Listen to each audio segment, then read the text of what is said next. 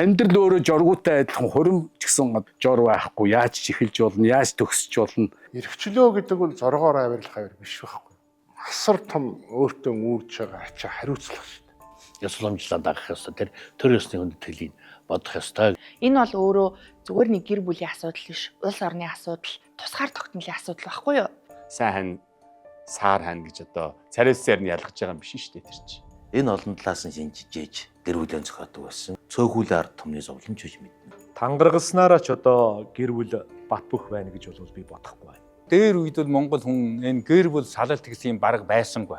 Хорин оршуулга хоёр дээр юуг эрхэмлдэг хүмүүс үү? Ямар соёлтой хүмүүс үү? Гэдг нь бол харагдаж байдаг гэж. Агуулга илүү чухал. Гоё хэлбэртэй хорин бол хаа сайгүй л байна. Хормыг бол би нэг гадагшаа гэдэг дээр их дэмждэггүй. Тэнд хурмилж байгаа асуудыг харахад яг нэг монгол ёс дутагдaltaй харагддаг. Ер нь жоохон тийм барууны кинон дээр үздэг хормуудыг л хүсээд байдаг. Маш нандин юм байгаа шүү дээ. Тэгтэл тэр нандин юм байхгүй болчихдог байхгүй да. Юу болоод байгаа нь мэддэхгүй л нэг ингээд нэг юм болоод л үүдэг.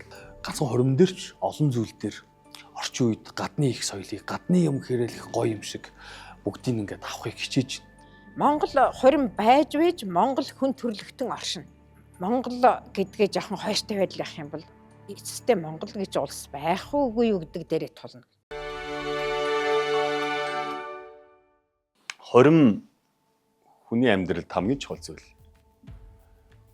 Хүн төрлөختний хувьд шүү дээ, тий. Эрэгтэй эмэгтэй гэх эсрэг хүснүүдийн хувьд за бас бусад шинэ хүснүүдийн хувьд ч гэсэндээ хамгийн чухал зүйл байхгүй юу? Бид нар чинь хүн гэж нэрлэгдэж байгаа болохоос их аратанлаг шин чанартай, авиртай, харин шинтэй хүмүүс байхгүй юу? Тэднийг яг хүн гэж төрлөختөн болгож байгаа ганц зүйл бол хайр гэдэг. Тэгээ хайрыг бие биендээ амладаг хамгийн том баяр нь бол хорин байдаг гэж би боддог шүү дээ. Хүмүүс хамт амьдрах хайр сэтгэл амьдралын одоо гол үйл явдлынхаа гарааг одоо тэм бэлэгдэж тэмдэглэж байгаа тийм л үйл явдал байгаа юм. Үндэстэн болгонд байгаа хамгийн хүндтэй зүйл. Одоо нийгмийн хамгийн жижиг нэг гэж бол гэр бүл.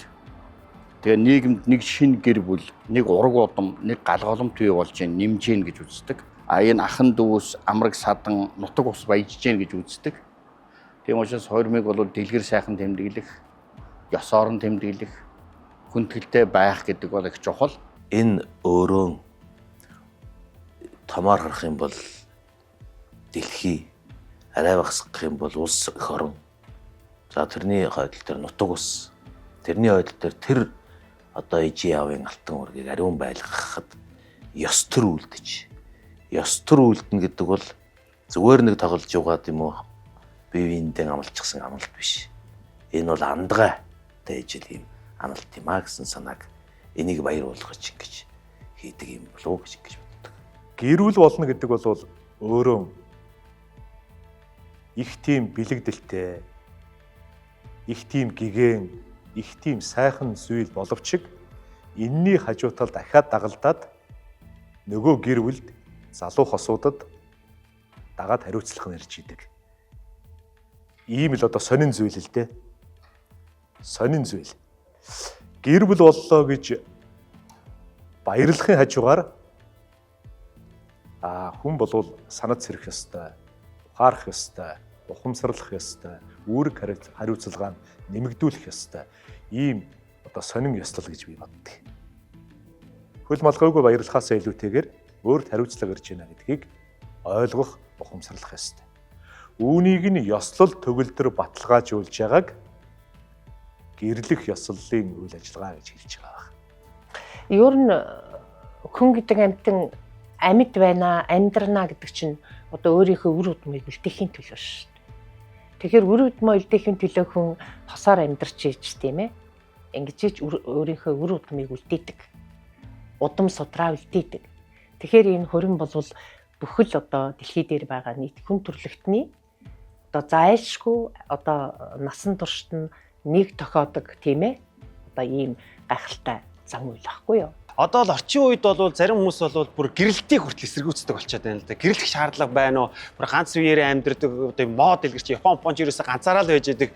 Хүүхд мөхтэй болохыг хүсэхгүй дандаа амтан хийжээдэг энэ гадны янз янзын одоо юм орчин үеийн дагсан өөрчлөлтүүд бол анзаарэгддэг л да. Гэхдээ би бол бүтэн ийм гэр бүлтэй байна гэдэг бол тэр бие биентэй одоо албан ёсны одоо төрдөө ингээ бүл нэмсэн одоо тийм гэрэлтийн батлагтай гэрчлэгээтэй өр хүүхдүүдтэй одоо албан ёсоор ингээд аавын нэрийг өгөх хэрэгтэй тийм байх ёстой гэж би өөрөө бодож байна. Энэ бол миний үзэл бодол шүү. Тэгэхээр бол хурим гэдэг бол залуу осуудад байх ёстой. Тэгээд энэ маань бол хүний амьдралд хамгийн нөгөө нэг юм үр дурсагдах тийм сайхан одоо амьдралын эхлэл баярт мөч тэр баярт мөчөөс хоошоо ингээд дандаа юм баяртай жаргалтайгаар энэ амьдрал дуусна гэсэн илэрхийллийг би бод хурим найр гэж боддог баг.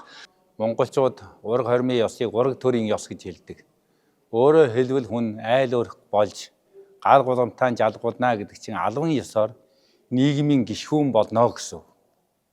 Ингээд энэ утгаар наваа хэлбэл тэр улс оронч байна уу, ухсаа үндэстэнч байна уу, тухайн хүний хувь амьдралч байна уу, энэ бол хамгийн чухал нандин зүйлээ.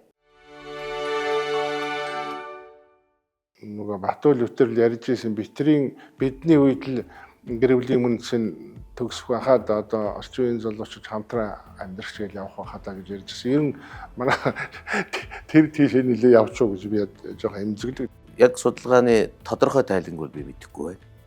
Гэхдээ одоо хормоо хийсэн ам тангаргаан өргөсөн улсуудын салтын процент бол нөгөө зүгээр хамтран амьдрахчийн процентаас бол илүү бага байгаа гэдэгт бол итгэлтэй байна. Тэгэхээр миний хувийн туршлагаас харахад бол хурим найраа хийснээр илүү бат бөх болж байгаа юм шиг надад санагддаг.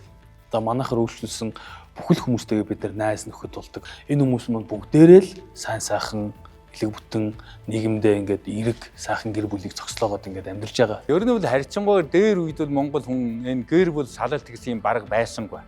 Тэгээ сүүлийн үед бол гэр бүл салалт ураг хорим үнчнээ алдсан тийм үжигдэл байгаа. Ер нь одоо судлаачдын амнаас үзвэл энэ ураг хормын ёсоо албан ёсоор хийгээд хоёр талын ах トゥ садантаа мөргөөд Библи танай бэр, Библи танай хүргэн гэдгийг батгаажуулсан доор тэр хүн бас үүрэг хариуцлах нь арай ухамсарлах нь илүү гэж би бол боддог юм. Өрнийн хормын гол одоо зохиолынх нь гол үйл явдал бол ерөөсөө хоёулангаас нь асуулт асуух, ам өчгийг авах, эрүүлч, өвчтөөч, тэ алдаж онохын бүх тохиолдолд чи энэ хүнийг орхихгүй үрд хамт байна гэдгийг энэ одоо сугалсан олны өмнө андгаалж амлаж байна уу?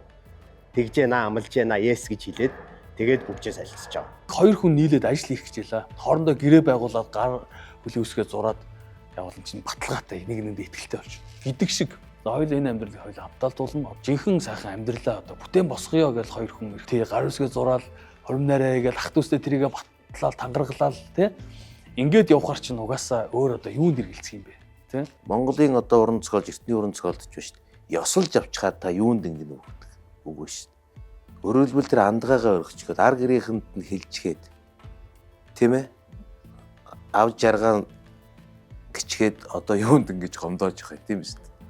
Амандаа байж чадахгүй ирэх хүн та арай итэрж байгаа юм шүү гэсэн санаа биш шүү дээ чинь. Тэгэхээр андгаа өргөсөн ирэх хүн чи андгаандаа хүрхийг л хүсэн шүү дээ.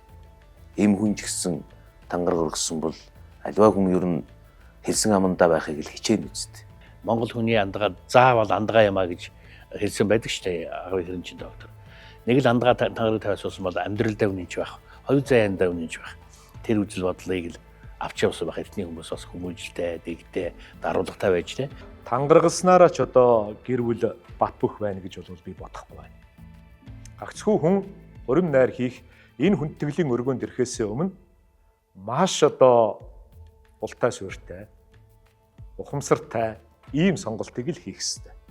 Үүнээс өмнө бол өөрийгөө сайн чагнах хэрэгтэй. Сонголтондоо маш сайн дүгнэлт хийх хэрэгтэй. Хинтээ сууж байна. Би үнэхээр хайр сэтгэлээ олж чадсан уугүй юу? Энэ миний насан туршийн хайр мөн үү биш үү? Зөвхөн аз жаргал дээр төдийгүй зовлон дээр энэ хүн надтай хамт байх хүн мөн үгүй юу гэдгийг хүн дотоод сэтгэлдээ дэвшиглэж өөрөө өөрийгөө дотгошоон чимээлж чагнаж сонголтоо хийх ёстой. Өөрийнхөө тэр хайр сэтгэлээр баталгаажсан байгаа мүү жинхнээрээ ямар ч нөхцөл хин хинийгээ дагаж чадахгүй тий. Өөр хүүхдийнхээ төдөө ямар ч үед хоолгүй байсан ч хамт зүтгэж чадах хүн гэдгийг л баталгаажуулах юм чухал. Бурхан үрдэр 3 шижир алтан бөөстэй гэдэг домог байдаг шүү дээ. Бурхан үрдэр бөөстэй алдаатай юм чи энгийн хүнд бол одоо бас яхан алдаа оноо байж л байгаа. Гол нь гэр бүл баталгаатай байна гэдгийг үндсэн шалтгаан бол өөрөө үүрэг хариуцлагын зөв ухамсарлах хэрэгтэй, өөрийнхөө тоож авсан хүнийхээ сайныг харах хэрэгтэй, муутын чам тайрал гэж ярьж байгаас одоо гэр бүл судлаат нар. Монгол хормын зан үйлд ялангуяа одоо энэ Баруун аймгийн хормын зан үйл хүүхэн залуу хоёр шүү дээ. Тэр галын доод тал зогсдог байсан. Тэгэл одоо тэндээс авг нь босчиж одоо сургаал айлдаал, эндээс наг зэг чинь босч сургаал айлдаал тийм ээ. Тэгэж одоо сэтгэл зүрхэнд нь бүр шингэтэл тийм ээ хизээч мартахгүйгээр тийм сургуулийг хайрладаг байсан байгаа байхгүй юу. Эн чинь өөрөө одоо маш том хариуцлагыг хүлээлгэж байгаа асуудал байхгүй юу. Одоо энэ ресторан хорим хийгээд тэндээс ямар ч одоо зүрхэнд нь хүрсэн үг сонсохгүй гарч ийн штэ. Гэтэл Монгол хормын зан үйлийн одоо дагуу одоо хийж чадж байгаа бол ах зах ахмад хүмүүсүүдийн үгийг сонсоод гарсан бол хоёлаа нэг муудалцлаа гэж утгад тэр хүмүүсийн хэлсэн үг санаанд норж тийм ээ одоо өөр алхам хийх байх гэж бодож байгаа. Хүндтэй тэр хүний ерөөл захиас үгэнд одоо дуулууртай хандах.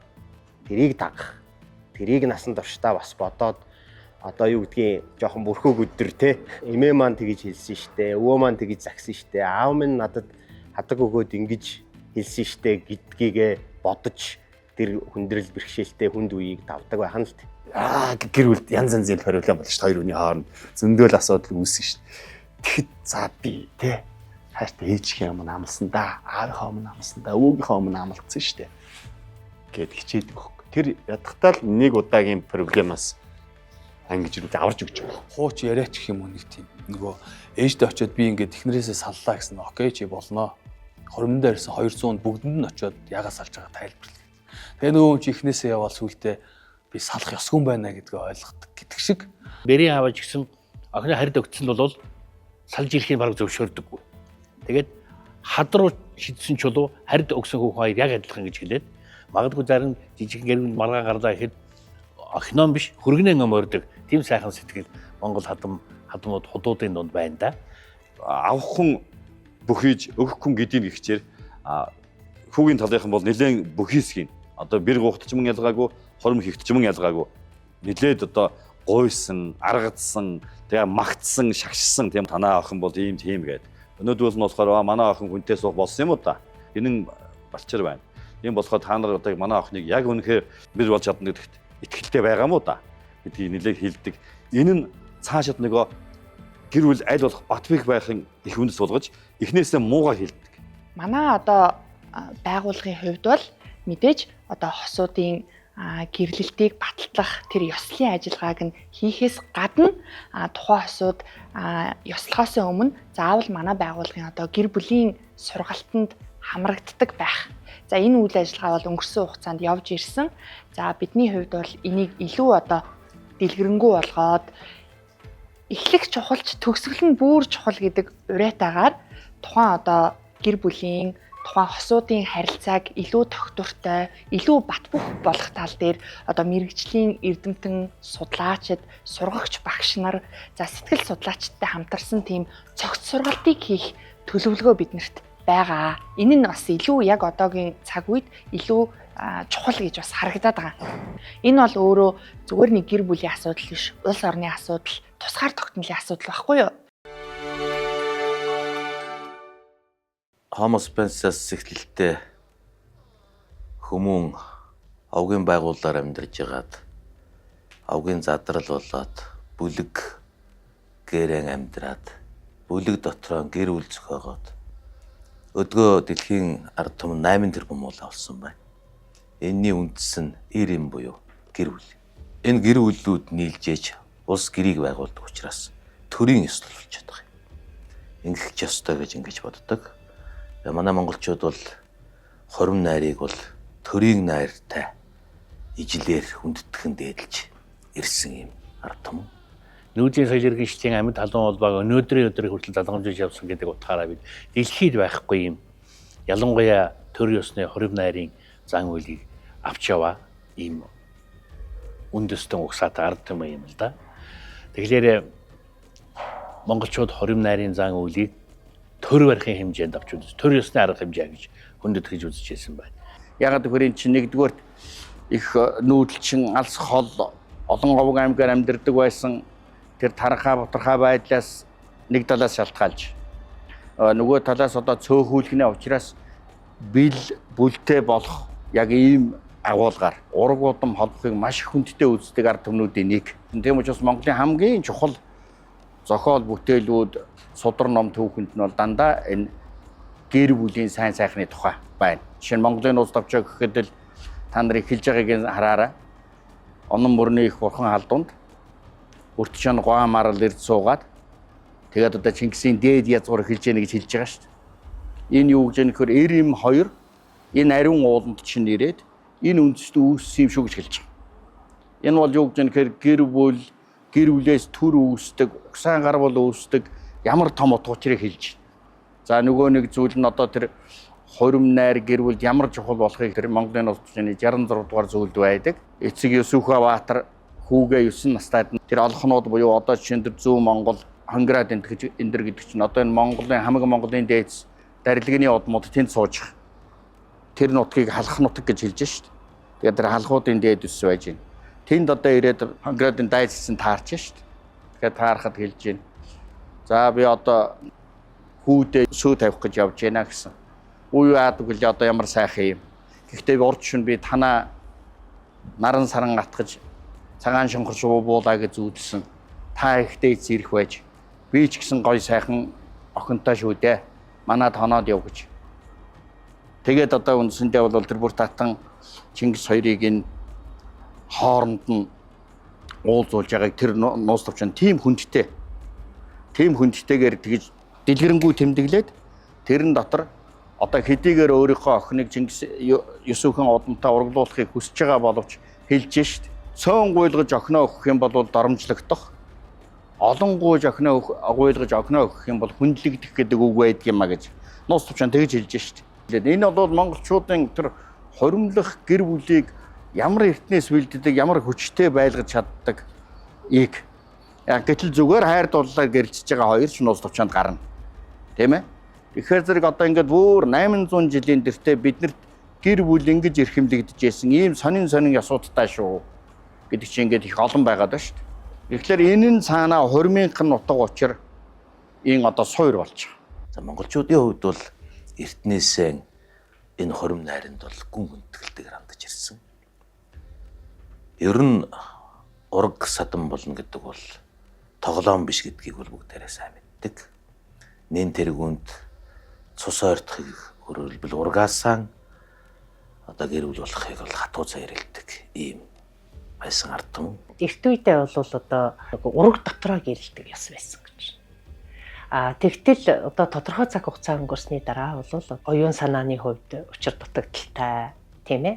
За тэгээд одоо бие бэлтрийн одоо тодорхой гажигтай гэх үү тийм ээ. Ийм одоо өр хүүхдүүд төрөх болсон.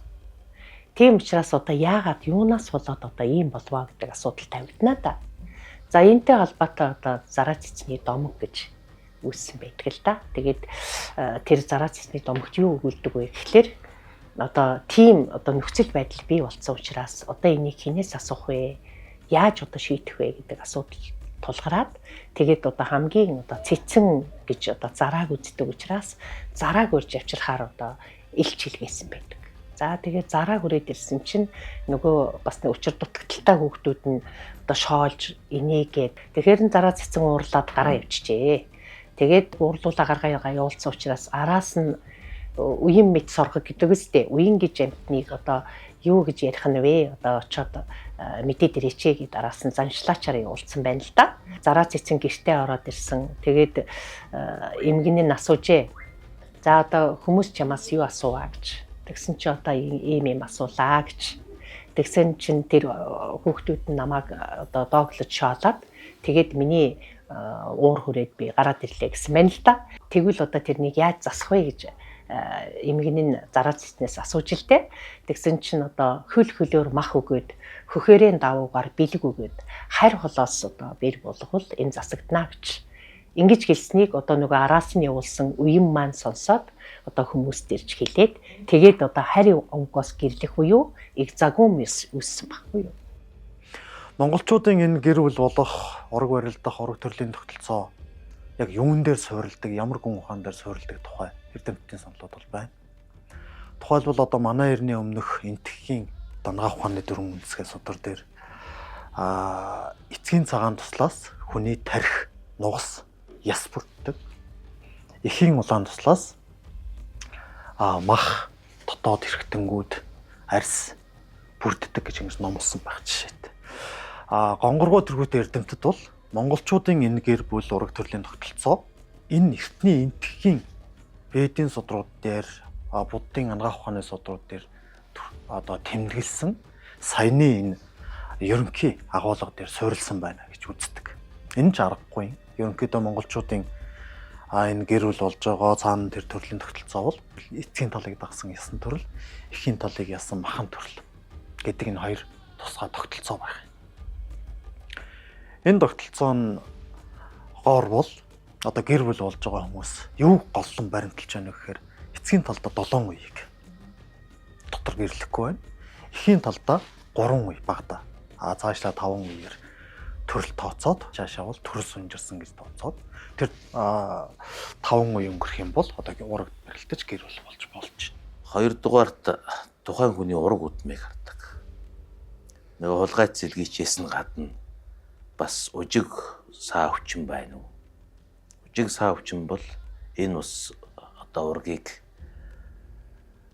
зогсоох, тасдах үйл болж магадгүй гэдэг учраас энэ тал дээр нь их судалгаа хийдэг байсан. Чи бүхэл манай алтааврын хажууд нь хэлдэг үгүй. Удам муутай хоймор битгийс уг муутаас хөөхөн бит яваа гэж. Удам муутай хоймор суух цөвтэй юм байна. Уг муутаас хөөхөн бит яваа гэдэг чинь одоо ааш зам муутай ховь зайны хувьд тийм их сайн биш гэж үздэг учраас муу авгаа авсан насны барцад муу идсэн жилийн барцад гэж хүртэл хэлж ирсэн байгаа шүү дээ.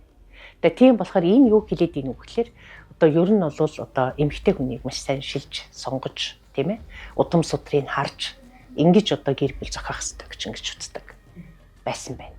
Тэр нь нөгөөтгөл үр удмаа цэвэр ариун бүрэн бүтэн оюун санаа одоо тэгш ийм одоо болгох л зорилго энд орж исэн байдаг.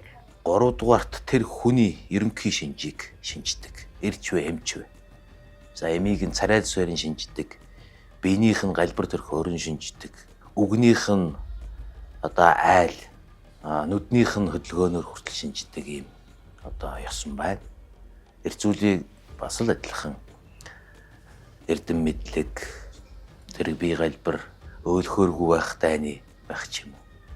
Энэ олон талаас нь шинжижээж бид нар гэр бүлийн зохиодог байсан. Энэ нь магадгүй цөөхүүлэн ард түмний зовлонч гэж мэднэ гэж боддог. Би шууд өөрийнхөө амьдрал дээр л жишээ аваад ярих гэж бодож байна. Би 3 хүүтэй л дээ. Хүүхдүүдээ усанд оруулж захтай ярьдаг хөөх. Ямар бурхны авралаар, ямар азар ийм сайхан өв тэгш биетэй, ийм сайхан харьцтай, ийм нуруу туруутай, эрүүл саруул хүүгүүдтэй болсон юм би хоёулаа. Гэл битээ бахархаж ярьдаг хөөх. Энэ бол нөгөө нэг цаанаас аав ээжээс нөгөө далд хумсарт нөлөөлж исэн зүйл байхгүй. Би биенээ сонгохдоо, би биенийгээ яагаад ч дуурлахтаа, хайрлахтаа энэ яг миний мөрөөдөж бодож явсан хүн байна гэд хоорондоо хоёр сайн ген уудсан байх юм байна л да. Тэгээд тэр генийн үргэлжлэл нь үлэн сайжраад гарч. Тэгэхээр нөгөө нэг сайн үр удмаа үлдээхийн тулд сайн ханаа сонгоно. Сайн хань саар хань гэж одоо царайсаар нь ялгаж байгаа юм биш шүү дээ тэр чинь. Монгол тийм ормууд их өөр биш. Ихэнх зүйл нь нэг зөв жижиг ялгаануудтай байдаг. Ер нь бол яс шаншин. Түүнээс одоо баяд төрөм, дөрөв төрөм, халах хөрөм гэх нэг хол явцсан бол байхгүй. Ерөөсө ураг холбохын үндсэн зарчим нь нэг. Үүнийг хөндлөн үзэж байгаа байдал ёслол бэлгэлүүд нь ерөнхийдөө нэг байдаг. Хуучин уламжлалаараа бол мэдээж сүй бэлэг тавьж байгаа. Сүй бэлэг тавиад дараа нь одоо юу гэдэг бэрийн талыг очиж, бэрийн талдаа очиж бэр гуйна. Бэр гуйсны дараа тэнд бэр гуйж явахдаа тэндээ хурмын өдөр судаа товлно. Тэгэхээр энэ 6 талаас нь ер нь авч үзэх юм бол махуудын 6-аар одоо нэг 4-5 янзын юм тоолдог. Тэгэхээр энэний одоо тэр бэрийн зурхай гэдгийг нь бол тэн дээр нь бол одоо тодорхой номлолцсон байдаг. Эхнэр нөхөр хоёр одоо ингээд бэрийн зурхад хэлгийа гэх юм бол тэр ам бие эрхтэн хямар гэсэн энийг одоо төрсөн өөрийнх нь төрсөн мөнгөтэй тооцоолоод ингээд одоо мөнгөний хувьд ямар байна, ам бие эрхтнийх нь хувьд ямар байна. Энийг тооцоолоод тэр үр нь гарцсан байдаг. Тэрийг л тайлбарлах ёстой. Тэрийг л мэдэж авах ёстой л. Яг жилийн хувьд 12 жилийн хувьд бол одоо хүн ингээд одоо хурим найр хийж болохгүй гэсэн жил бол байхгүй. Энэ могой жилийн хувьд бол одоо гэр бүл одоо энэ их өнөр өтгөн болно энэ төр гэсэн байгаа шүү дээ. Одоо бол яг үдэ бэр барахгүй жээ нүггүй юу цөөхөн болчих. Тэгэл хамгийн сүүлд хорим гээд нэг тийм хүлээ авалт нэг цайлах хийгээд өнгөрч байгаа юм байгаад байгаа. Ер нь бол энэ зан уйл зан заншил гэдэг бол заавал доктортой байдаг зүйл биш. Энэ бол ухамсаргүйгээр нийгмийн хөгжил нийгмийн сэтгэл зүйгээ дагаад өөрчлөгдөж шинжлэгдэж идэх зүйл байхгүй. Тэгэхээр хормын зан уйлч гэсэн яг хуучнараа байна гэсэн зүйл байхгүй. Энэ цаг үеэ дагаад өөрчлөгдөх ёстой. Цаг үе, залуучуудын үзэл бодол, залуучуудын амьдрал, нөхцөл байдал энэ хүнд нөлөөлөх ёстой. Ингээл цаг үеэ дагаад ховсон өөрчлөгдөх ёстой. Уламжлал өөрөө шинжлэгдэхгүй бол одоо үхдэг чамтай. Манай эрдэмтэд бол нууртай зүрэлдэг шүү дээ. Урсгал ус бол өөрөө өөрийг нь цэвэршүүлээд явдаг. Нуур ундрах үгүй бол орц гарц хоёр байхгүй бол тэр өмхирдэг шалбаагдууд дийл юм. Тийм учраас уламжлалыг тухайн цаг үе өөрснийхөө шинжилэл авч явдаг. Ер нь альва зан заншлыг яг тэг дүрмээр нь барина гэхээр 100-100-аа дамжиж байгаа нөхцөлд бол одоо өөрчлөгдөж боловсронгуй болгож одоо байгаатай зохицохоос үр аргагүй. Дээр хоримын бөгж монголчууд байсангүй. Халуун хошуутай малынхаа одоо шаанч чүнгийг сайхан чанаа тэр шаанч чүнгийнхаа нөгөө бүдүүн талын нэмэгтэй нь бариад нарийн одоо шахаад чүнгтэй талын нөхөр нь бариад галынх нь өмнө одоо мөргүүлдэг гэсэн. Тэгээд эрэгтэй нутгаар шагаад чүнгийн шагагийн мултал тоонороо гаргаад тэгээ хадгандаа ороогоод авдрандаа хадгалдаг гэсэн. Энийг би яагаад баримтаар судалсан гэхээр Архангай аймгийн аль суманд байлаа явж байхдаа 80 гарсан хөгшин ингээ бит хоёрын хормын одоо баталгаа ингээд бүр нөгөө ингээ бооцсон шаан чүнгээ гаргаж би энийгээ дэрэлж унтдаг гэд. Аюу хөөр. Дээ нөгөө ханигаа дэрийг боддог аахгүй. Одоо цагт бол бүгжөөд харна шүү дээ. Манай эртний 800-аад оноос бүгж хайр дурлалд хэрэглэгдэж эхэлсэн. Грекийн одоо миф тэ өөр босод тэр үлгэр домгууд ч байдаг юм уу ангаахаас юу гэж үзэжсэн гэхээр зэрэг хүний зүүн талын ядам хурууны судас шууд явсаар зүрхтэй холбоотой байдаг гэж тухайн үед үзэж ижил дээ. Тэгэхээр би нэг үгээр хэлбэл зүрхээ бүгжилж штэ тэ зүрхээ би чинийх гэд одоо би эзэнтэй болсон гэж яаж барууны орнуудад ер нь сүүн бүгж нь хэр том алмаацтай байгаа вэ гэдгээс нь шалтгаалаад хэр том бэл бэнжтэй хүнтэй суугаа вэ гэдгийг ерөөдөө хардаг. Гэтэл ер нь бол яг хурмын бүгж гэдэг нь бол хайрыг илэрхийлсэн амлалтын маш гоё бэлэгдэл байх хэрэгтэй гэж үздэг. Тэгэхээр заавал үнэтэй тийм зүйл биш, хайрын гоё бэлэгдэл болоосой гэж бид нар бас их хүсдэг. Анхлан гэрлэх ёслолын ордон маань үүсэн байгуулахад за энд гэрлэх хосууд маань хурмын бүгжтэй байх хэрэгтэй юм байна. Энэ бусад орноос ялгаатай байх ёстой гэдгийг шийдээд одоо урчуудын дундын уралдаан явуулаад за нэгэн дархан урлагч маань шалгараад энэ одоохийн бол их утга учиртай 2 галах холомтыг нэгтгсэн 8 зөв 4 зохисоод ах トゥ нартайгаа нийлсэн энэ нэгэн гэр бүл ингээ нийлж байгаа гэсэн утгыг агуулсан хээ байна. Энэ хээг одоо хурмынхаа бэгшний бэлэгдэл болоход хаан буугч хатан цөөх бүгжийг одоо энэ хурмын бэлэгдэлд бүгж болгоё гэж шийдсэн юм бэл. За тэгээд хосууд маань хаан буугч хатан цөөх бүгжөөр одоо хайраа илэрхийлж бүгжөө солилцдог. Энэ нь бол тэдний хайрын илэрхийллийн бас нэг баталгаа. Энэ Монгол залуучуудын хурим найр ёслолын сүүлийн нэг 20 жил өөр хэлбэр одоо өөр ирэхгүй бий болж байгаа. Би бодохдоо хурим найрын жинхэнэ агуулга мөн чанар ёс зүй гэдэг бол энэ гэрлэх ёслолын ордонд болох ёстой гэж боддгийг. Бидний одоо хурим гэж ойлгоод байгаа орой 18 цагаас хаа нэгэн ресторанд эхэлж байгаа тэр зүйл бол энэ гэрлэх ёслолыг тэмдэглэсэн, баярлсан найр ийм цаг хугацаа орон зай гэж бодоод байгаа. Гэтэл бол одоо орчин цагийн рестораны хурим найр одоо энэ танхимд бол цөөхөн хүн, хоёр талын ойр дотны ах дүүс 10 хүн, 20 хүн, 40 хүн ирж байгаа учраас орой 600 хүнтэй найр тэр ресторанд болж байгаа. Хүн болгон энд ирж чадаагүй учраас энд байх ёстой ёс уламжлал зүйлсүүдээс үзүүлэх хэлбэртэй болгоод орчин цагийн одоо тэр рестораны найр руу зарим хэсгийг нь авчиж өгч байгаа. За тэр одоо гал голомтой бадрааж яан шиг юм тийм ээ. Цагаан эсгийг ишгээд одоо танхимд орж ирж яан гин. За ууц шүүсээ хөндөж яан гин.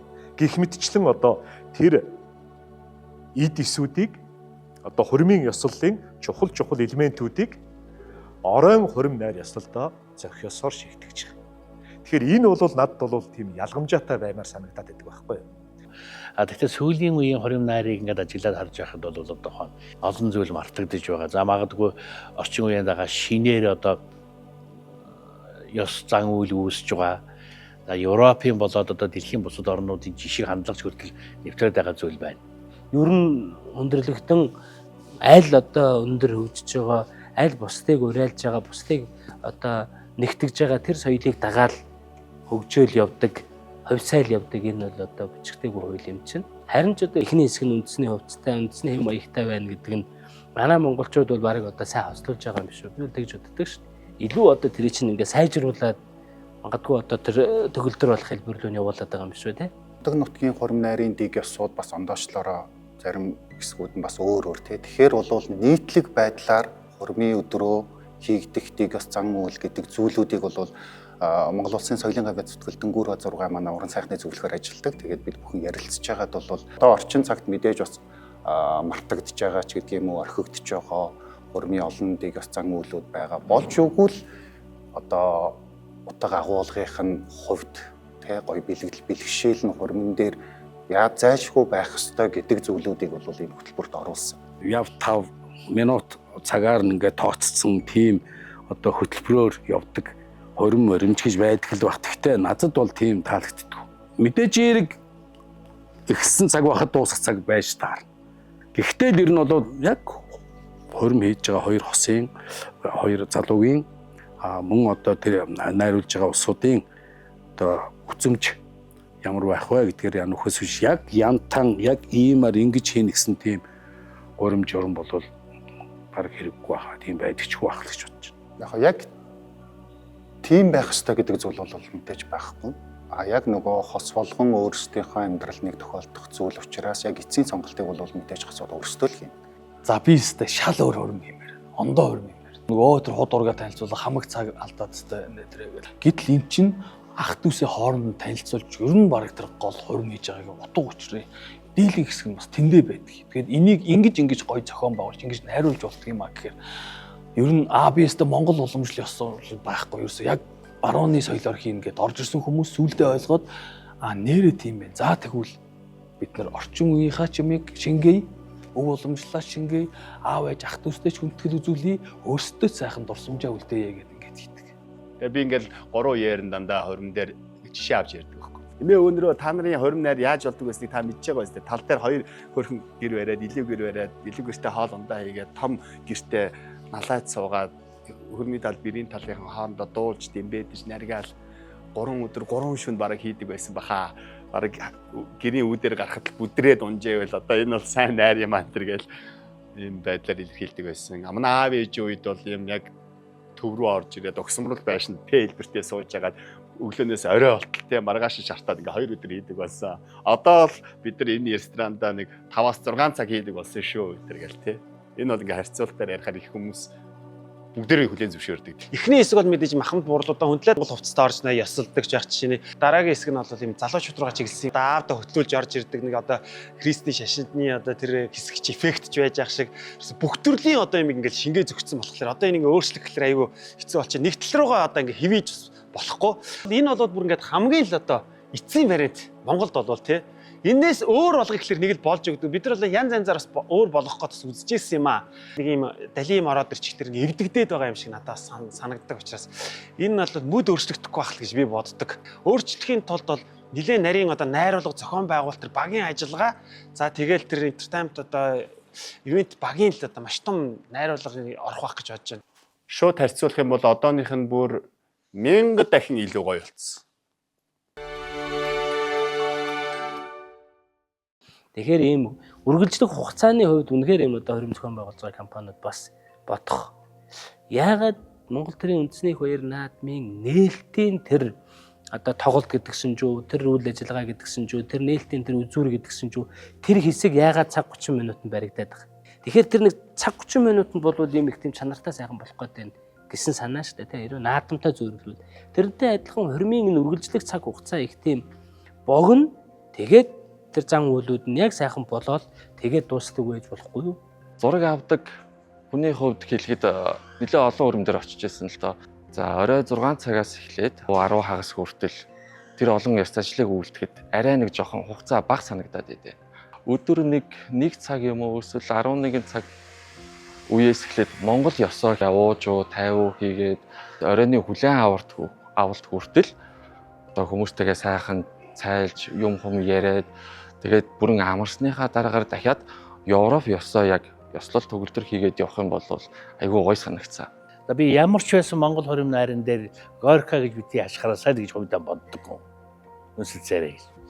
Тэр чинь одоо Монгол эмэгтэй хүн чинь одоо ахмадын дээр гэдэг үнсэлцэх нь бүхэл хүзүүгээ хөрлөлөг гаргаж өмсөж болдоггүй тийм нарийн нандин ёс журамтай хүндэтгэлийн зан үйлтэй агсыг сайн боддог ийм ард юм шүү дээ. Тэгэхээр зүгээр хийж болохын болгоод болохгүй юмыг бол хорж болмоор л байгаа байхгүй юу? Христийн шашны хэв маяг нэлээ нөлөөлсөн, уусцсан ийм хэлбэрээр хуримлах нь бид нар хүссэн хүсээгүй арай их байгаад байна. Тэгвэл тэр хуримын ёслол тэнцээ байгаа жижиг символ одоо бэлэг тэмдгүүдийн цаад утга учирыг нэлээд сайн бодооч.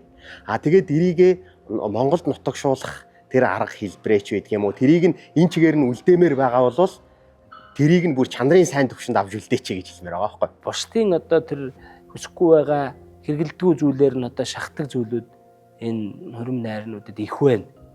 Тэгэл одоо нэг юм ширээ болгон дээр нэг юм дарга томилнч шиг тий. Тэгэл одоо нөгөөх нь ширээний дарга гал бүгднгийн л одоо уулгаж идүүлж унгаж л байвал тэр сайн дарга байна ч гэдэг юм уу. Тэгэхээр нэг ийм зүйл дээр бол анхаармаар л. Ер нь бол монголчууд найрлах, баяр тэмдэглэх гэдгийг арх уух гэж ойлгоод. Бидний хийж байгаа entertainment гэдэг зүйл бол чи арх уухгүйгээр гоё байх боломжтой гэдгийг хүмүүст ойлгуулдаг, хүмүүс тэрийг хийж өгдөг ажил واخгүй юу? Өнөөдөр арх уугаад 3 татаад дөргиод бүжгэлдэг болвол нэг гоё дуучин гарч ирээд сэтгэлтний хойшин дууган дуулаад хамтдаа дуулж бүжгэлүүлж болдгиймаа гэдгийг л энэ entertainment өөрөө хийдэг. Монгол ёс заншил, Европ ёс заншлуудын одоо голоор яг тийм тэрнтэй уялдсан тийм уран бүтээлчдийн уран бүтээлүүд л одоо нэг ёсны одоо тэр хөтөлбөрийг гоё баяжуулж өгöd байна л да. Тэгснээрээ л сайхан болж байна л доо. Одоо би өөрөө тоглогч дуулагчийн хувьд бол ярьж байгаа юм биш. Ер нь 500 хүнээс гарын бэлэг гээд одоо 200 сая төгрөг авцсан тэр хосууд тэр 500 хүнээ аштайхан артистуудаар сайхан дуулуулж бүжиглүүлж сэтгэлийн цэнгүүлэхгүй юм бол энэ чи хүнээс юм авчиж зүгээр гарах уу?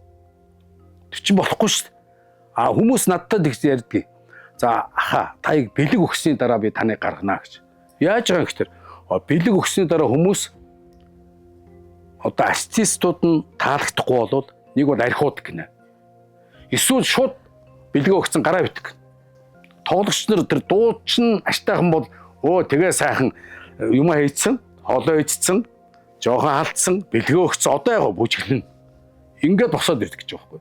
Тэгэхээр хүмүүсийг бүгдэрийг нь гаргахгүй тулд эсвэл бүгдэрийг нь уулахгүй тулд бүжиглүүлэхээс өөр арга байхгүй. Сайхан бүжиглүүлэхийн тулд нэлээд хэдэн сайхан дуучин гурхаас өөр арга байхгүй. Ерөөсөө л энэ.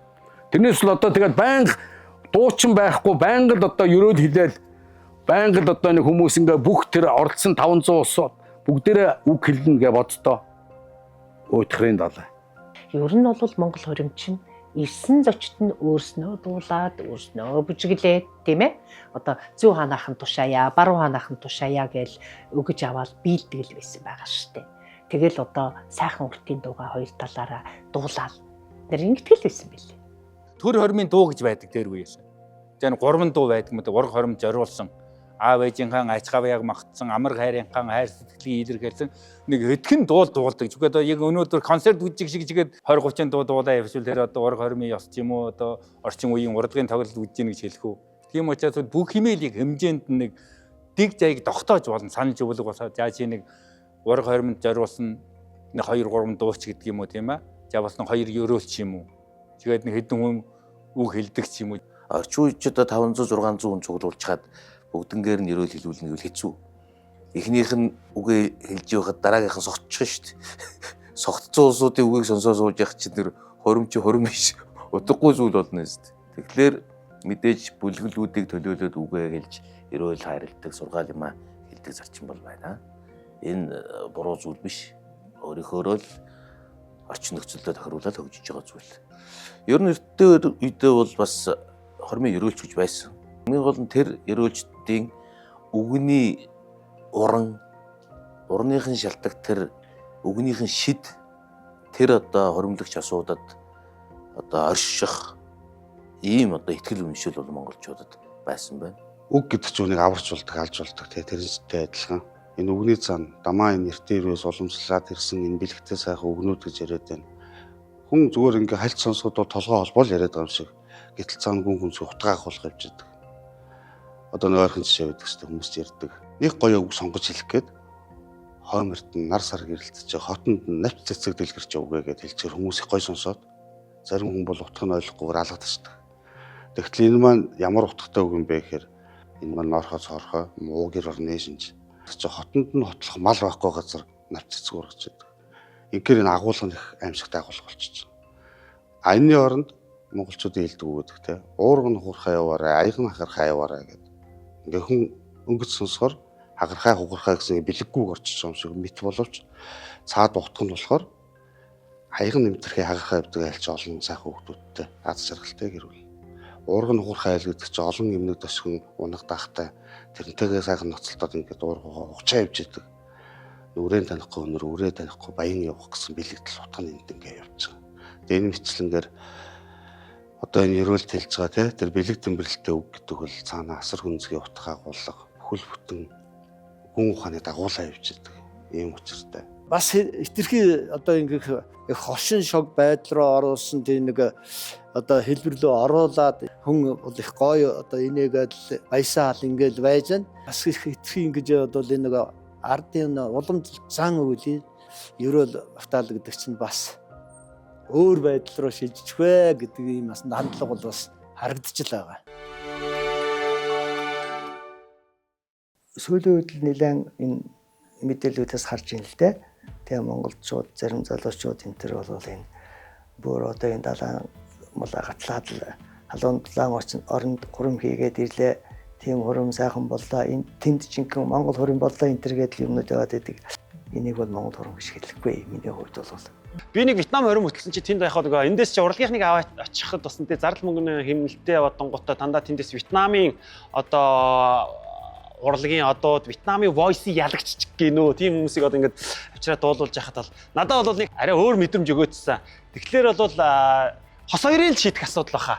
Гэхдээ би бол нэг амар гадагшаа хурим хийхийг болол бал сараа тэмдэглээ явж болох бах. Харин хурмыг бол би нэг гадагшаа гэдэг дээр их дэмждэггүй. Сүүлийн 3 жил ингээд зүүн өмнөд Аз руу хормын зургууд их авсан, хормонд очсон, хормын мөх зараагүй авалтууд явсан. Ээж аваа тэнгис далаа үзүүлэх нь буруу биш. Тэнд хосууд ингээд хормын ихэнд буруу биш. Гэхдээ яг ингээд тэнд хормилж байгаа хосуудыг харахад яг нэг Монгол ёс дутаад одоо Монгол ах уу, Монгол үс соёл тэнд жоохон дутагдaltaй харагддаг.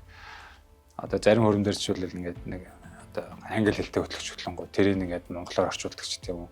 Тэнгууд ингээд нэг хормын ингээд утга агуулгах жоохон хаалдагтай. Тэр болгоно би хосууд энэ чинь болохгүй энэ чинь болохгүй ингээд хэлж бас мэдээж болохгүй шүү дээ баяр өдрөн.